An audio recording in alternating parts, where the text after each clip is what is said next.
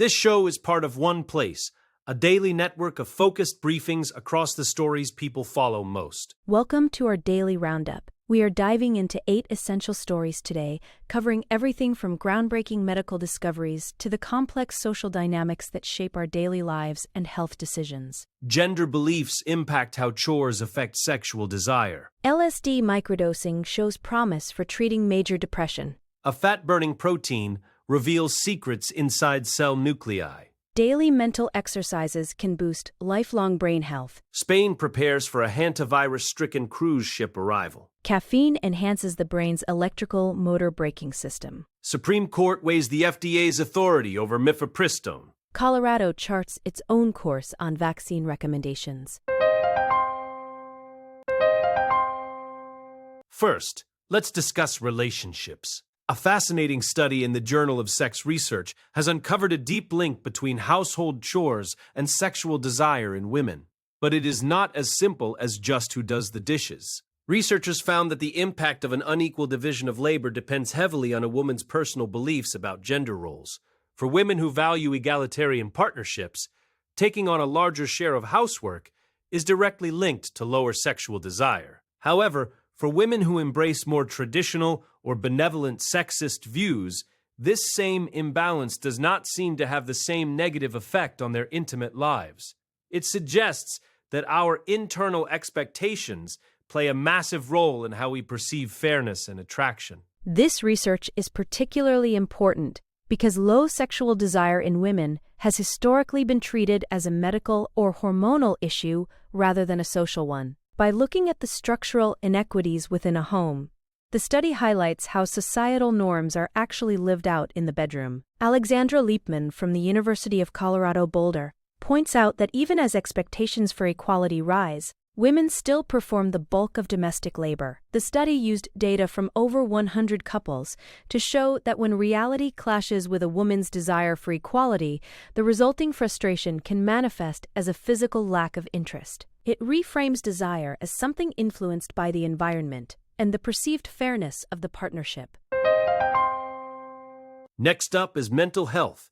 A new pilot study published in Progress in Neuropsychopharmacology and Biological Psychiatry suggests that microdosing LSD could offer acute mood improvements for those suffering from major depressive disorder. Participants in the study took very small, precise doses of the psychedelic, which were high enough to potentially alter brain chemistry, but low enough to avoid any hallucinogenic effects. On the days they took the drug, these individuals reported feeling significantly more energetic, creative, and socially connected.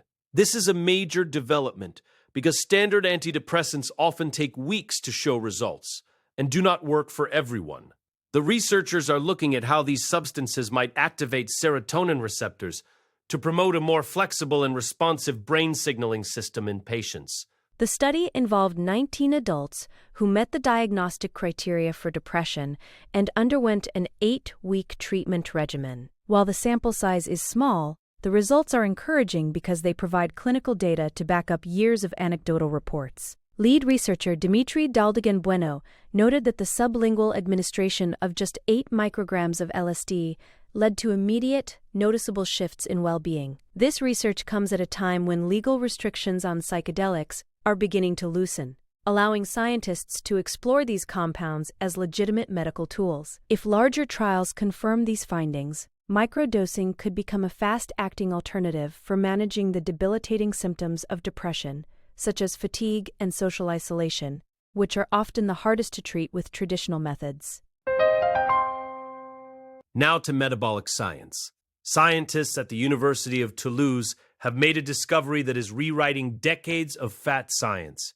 For years, a protein called hormone-sensitive lipase, or HSL, was thought to be a simple switch that released stored fat when the body needed energy. However, new research published in Cell Metabolism reveals that HSL has a secret second job deep inside the nucleus of fat cells. It turns out that HSL actually helps regulate the genetic activity that keeps fat cells healthy and balanced. This was discovered when researchers noticed that mice and humans missing this protein did not become obese as expected. Instead, they developed a dangerous condition called lipodystrophy, where they actually lose fat tissue because their fat cells cannot function or store energy properly. This finding is a game changer because it shows that fat cells are far more than just passive storage units for excess calories. They are highly active regulators of the body's entire energy system. By understanding that HSL operates within the nucleus to control DNA activity, scientists can now look at obesity and metabolic diseases like diabetes from a completely different angle. It explains why some people can have metabolic issues even without being overweight, as the health of the fat cell itself is what matters most. This research opens up new pathways for treatments that focus on the internal health of adipocytes, rather than just trying to burn off stored fat. It is a fundamental shift in how we view the biology of weight and metabolic health. Moving to brain health. A recent study in Scientific Reports suggests that mental decline is not an inevitable part of aging. Researchers found that adults of all ages can significantly improve their cognitive and emotional well-being through brief daily mental exercises. This proactive approach focuses on neuroplasticity, which is the brain's ability to rewire itself and form new connections throughout a person's life. Historically, the medical community has focused on detecting decline after it happens, but this study advocates for a preventative model similar to how we treat heart health. By engaging in specific mental strategies, individuals can actually extend their brain health span, ensuring that their cognitive abilities remain sharp even as their physical lifespan increases.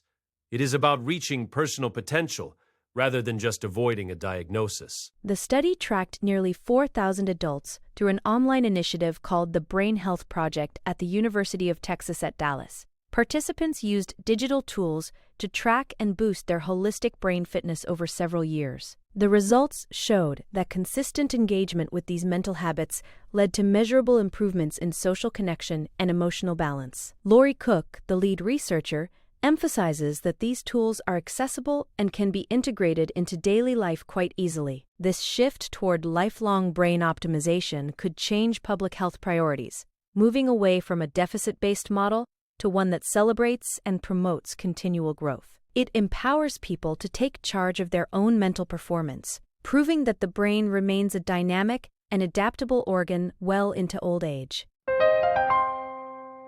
Now for health news. Spanish authorities are on high alert as a cruise ship carrying over 140 people, which has been hit by a hantavirus outbreak, heads toward the Canary Islands. The vessel, the MV Hondius, is expected to arrive in Tenerife, where passengers will be moved to a strictly isolated and cordoned-off area. While 3 people have already died from the virus and others have tested positive, the cruise operator claims there are currently no symptomatic individuals on board. The World Health Organization has classified the risk to the general public as low, especially after a flight attendant who had contact with an infected passenger tested negative.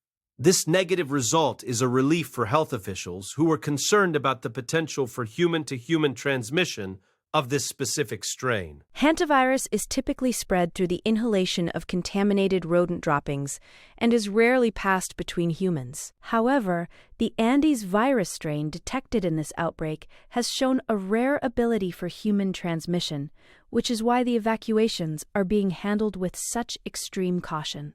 Health authorities across 4 continents are currently scrambling to track down over 24 passengers who disembarked the ship before the outbreak was officially detected. These passengers left the ship on April 24th, but the virus was not confirmed until May 2nd. Both the United States and the United Kingdom have agreed to send specialized planes to evacuate their citizens from the ship. The situation remains a complex logistical challenge as officials work to prevent any further spread while monitoring those already exposed. Next, a caffeine update. New research published in Clinical Neurophysiology shows that consuming just 2 cups of coffee can significantly alter the brain's electrical braking system. Using transcranial magnetic stimulation, scientists found that caffeine enhances the brain's ability to temporarily quiet its own motor signals in response to sensory input. This process, known as short-latency afferent inhibition, involves a coordinated effort between chemical messengers like acetylcholine and GABA. When you receive a sensory signal, like a mild shock to the wrist, the brain normally puts a temporary brake on the motor cortex. Caffeine appears to strengthen this inhibitory response, making the resulting muscle twitch much smaller. This discovery is vital because it shows how everyday habits can change the results of neurological tests used to diagnose various cognitive conditions. The implications for clinical diagnostics are quite significant. If a patient's morning coffee can shift their neurological readout, doctors need to account for caffeine consumption when evaluating the health of a person's neurochemical networks. The study, led by Camilla Carrozzo, highlights how sensitive our brain's motor networks are to common stimulants. By measuring the strength of this suppression, neurologists can gauge the baseline excitability of the brain. Understanding that caffeine sharpens this inhibitory braking system provides a clearer picture of how our diet interacts with our nervous system's fundamental communication pathways. It also suggests that caffeine might play a role in helping the brain filter out unnecessary motor commands, potentially explaining why it helps with focus and coordination for many people in their daily lives. Now to legal news. The Supreme Court is facing a critical decision regarding the regulation of the abortion medication mifepristone. After a week-long pause on a lower court's ruling that would have stopped mail orders of the drug, the High Court is expected to determine the next steps very soon. This case centers on a fundamental question: who has the ultimate authority to regulate medication in the United States? Former FDA leaders and pharmaceutical companies have filed briefs arguing that the FDA's science-based approval system must be protected. They warn that allowing a court to upend the FDA's decision to allow mail-order dispensing would create a dangerous roadmap for future attacks on other regulated drugs. The outcome will have a massive impact on both the regulatory landscape and the availability of telehealth services for patients. Since the Dobbs decision, the use of mifepristone through the mail has actually led to a slight increase in the total number of abortions in the U.S., despite various state-level restrictions. This is because the FDA officially removed the requirement for in-person dispensing in 2023, citing sound science and a long track record of safety. A coalition of 9 former FDA commissioners argued that the agency was extremely cautious in making these changes. If the Supreme Court rules against the FDA's authority, it could destabilize the entire pharmaceutical industry by making every drug approval subject to political or legal challenges in different states. For now, the pause allows mail orders to continue,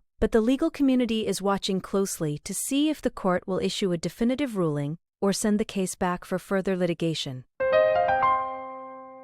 Finally, vaccine policy changes. Colorado is taking a bold and independent stand on vaccine policy in response to recent changes at the federal level. Governor Jared Polis recently signed a new law that allows the state to uncouple itself from federal guidance when it comes to immunization recommendations. This move comes after the CDC removed 6 pediatric vaccines from its universal recommendation list, a decision that many local health officials viewed as highly politicized. By passing this law, Colorado can now follow the recommendations of national medical groups instead of relying solely on Washington. State Senator Kyle Mullica, who is also a registered nurse, stated that the goal is to insulate the state from federal dysfunction and ensure that public health decisions remain rooted in established science rather than shifting political winds. Colorado is not alone in this effort, as 29 other states have taken similar steps to bypass new federal recommendations. There is a growing concern among state leaders that abrupt changes to vaccine schedules could erode public trust and lead to a decline in coverage for preventable diseases. To combat this, a new advocacy coalition called Colorado Chooses Vaccines has been formed to provide clear and unified information to the public. Members like Carol Boygan are sharing personal stories of living through the polio era to remind residents of the devastating impact these illnesses can have without widespread vaccination. The coalition aims to fill the void left by the federal government's pullback, ensuring that families have access to reliable information and the vaccines they need to stay healthy and protected. That concludes our daily briefing. Thank you for joining us to stay informed on these critical stories. We will be back tomorrow with another update on the news that matters most.